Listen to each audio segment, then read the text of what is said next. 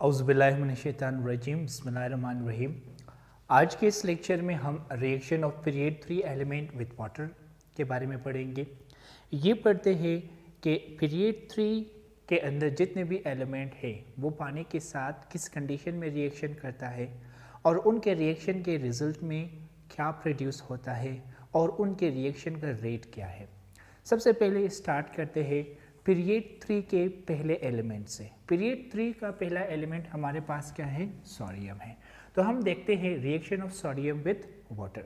आपने ज़हन में रखना है कि सोडियम जो है कोल्ड वाटर के साथ रिएक्शन करता है और इनकी रिएक्शन काफ़ी वायलेंट है, इनकी रिएक्शन काफ़ी हाई एनर्जी प्रोड्यूसिंग रिएक्शन है और इसी हाई अमाउंट ऑफ एनर्जी की प्रोडक्शन की वजह से इस प्रोसेस के दौरान जो है बर्निंग प्रोसेस भी होता है।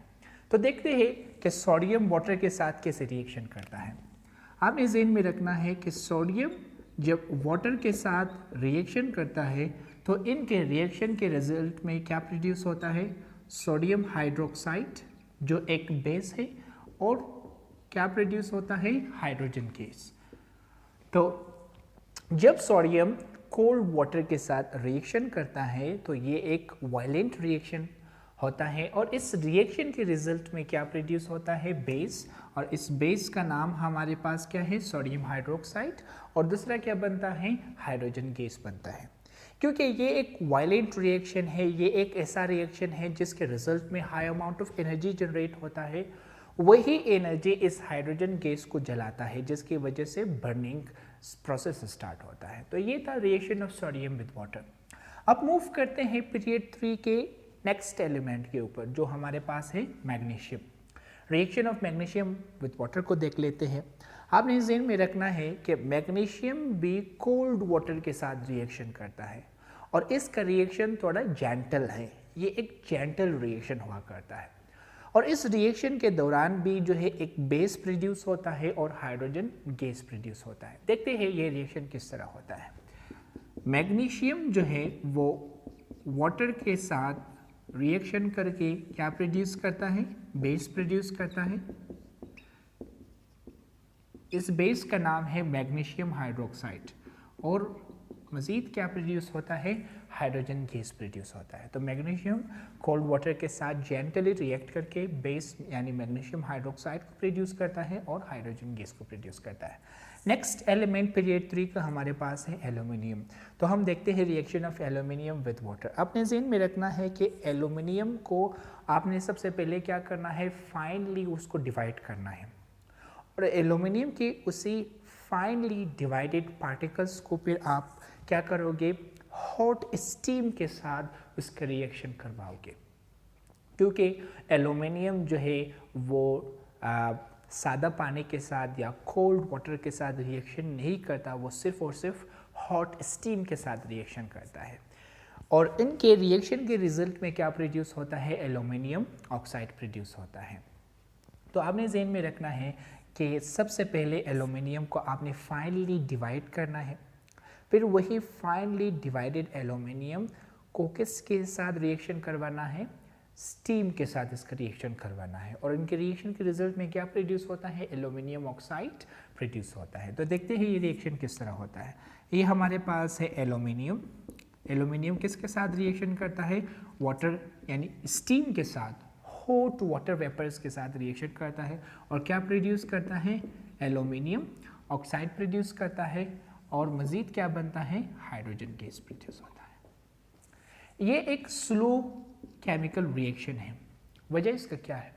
वजह इसका ये है कि इस रिएक्शन के दौरान प्रोड्यूस होने वाला ये एल्यूमिनियम ऑक्साइड ये क्या करेगा? ये जो है एल्यूमिनियम मेटल के सरफेस को कवर करेगा, जिसके नतीजे में एल्यूमिनियम स्टीम के साथ इन कांटेक्ट नहीं रहता। जब एल्यूमिनियम स्टीम के साथ उसकी कनेक्शन वीक हो जाती है तो उसके रिजल्ट में जो है ये रिएक्शन भी स्लो हो जाता है।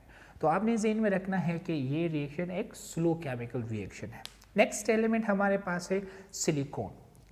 सिलिकॉन जो है ये भी रूम टेम्परेचर पर पानी के साथ रिएक्शन नहीं करता, बल्कि सिलिकॉन हाई टेम्परेचर के ऊपर ये हॉट वाटर के साथ क्या करता है, रिएक्शन करता है, और इनके रिएक्शन में क्या प्रोड्यूस होता है, सिलिकॉन डाइऑक्साइड गैस प्रोड्यूस होता है। तो आपने ज़हन में रखना है कि सिलिकॉन जो है ये किसके साथ रिएक्शन करता है, वाटर के साथ रिएक्शन करता है, वो भी हाई टेम्परेचर के ऊपर, और इनके रिएक्शन के रिजल्ट में क्या प्रोड्यूस होता है, सिलिकॉन डाइऑक्साइड प्रोड्यूस होता है, और क्या प्रोड्यूस होता है, हाइड्रोजन गैस। ये भी एक स्लो केमिकल रिएक्शन है। इसकी वजह भी यही है कि ये सिलिकॉन डाइऑक्साइड जो इस रिएक्शन के रिजल्ट में प्रोड्यूस होता है, यही सिलिकॉन डाइऑक्साइड जो है सिलिकॉन के सरफेस को कवर करता है, जिसकी वजह से सिलिकॉन का कनेक्शन वाटर के साथ वीक हो जाता है और ये reaction as a result slow हो जाता है। तो ये था फोर्थ एलिमेंट का रिएक्शन जिसका नाम है सिलिकॉन। एक चीज़ मैं आपको बता दूँ कि सिलिकॉन के बाद जो 3 एलिमेंट हैं जिनका नाम है फास्फोरस, सल्फर एंड आर्गोन, ये 3 एलिमेंट पीरियड 3 का जो है पानी के साथ रिएक्शन नहीं करता। कौन से 3 element, phosphorus, sulphur and argon. अब मूव करते हैं लास्ट एलिमेंट के ऊपर। लास्ट एलिमेंट पीरियड 3 का हमारे पास क्या है, क्लोरीन है।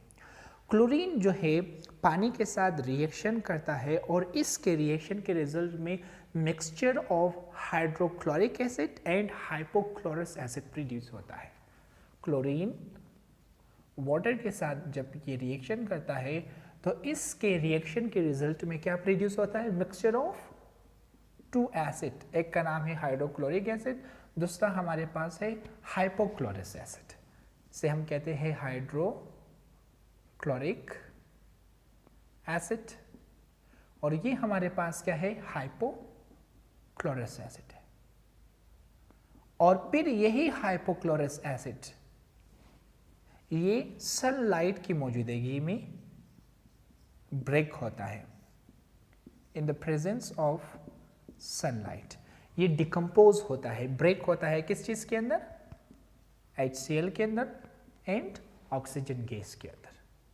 तो आपने ज़हन में रखना है कि जब भी क्लोरीन पानी के साथ रिएक्शन करता है तो वह mixture of hydrochloric acid and hypochlorous acid produce करता है, और यही हाइपोक्लोरस एसिड सनलाइट की मौजूदगी में दोबारा क्या बनाता है, ये दोबारा जो है डिकम्पोज होता है HCl के अंदर और ऑक्सीजन गैस के अंदर। तो ये था reaction of period 3 element with water. ये है आज की टॉपिक। Thank you.